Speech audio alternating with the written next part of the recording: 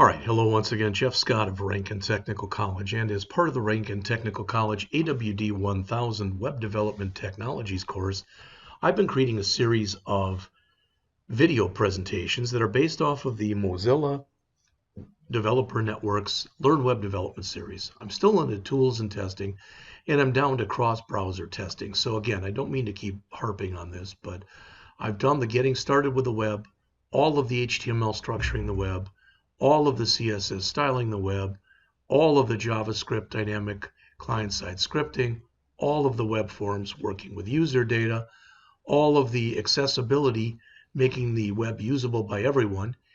In the tools and testing, I have done the client-side web development tools, the introduction to client-side frameworks, React, did not do Ember, did not do Vue, did not do Svelte, did not do Angular because we don't cover those at Rankin. Did go through the Git and GitHub, which brings me down to cross-browser testing. And there's 1, 2, 3, 4, 5, 6, 7, 8, 9 sections it looks like in here. And once we get done with that, what will be left will be the server side. And I think I've mentioned this already. I'm going to do the first steps. I'll go through all this. I am not going to go through any of the Django stuff. We don't teach Python here.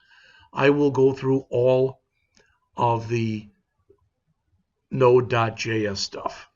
All right, so that's pretty much what we have to look forward to yet. So with cross-browser testing, I don't know how long and exactly how many videos this section will take up, but as it says, this module focuses on testing web projects across different browsers.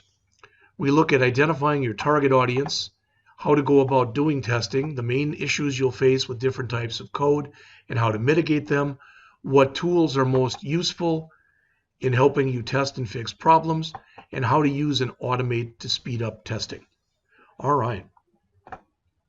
So these are the guides that we're going to have in here. Again, there's about, I don't know how many, but there are several of them. The introduction to cross-browser testing, as it says, it starts off with an overview of the topic of cross-browser testing. Then we go into the strategies for carrying out testing. So as it says, we look at identifying a target audience,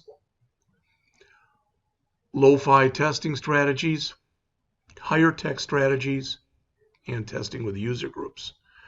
From there, we run into handling common HTML and CSS problems. We've done this before with other sections.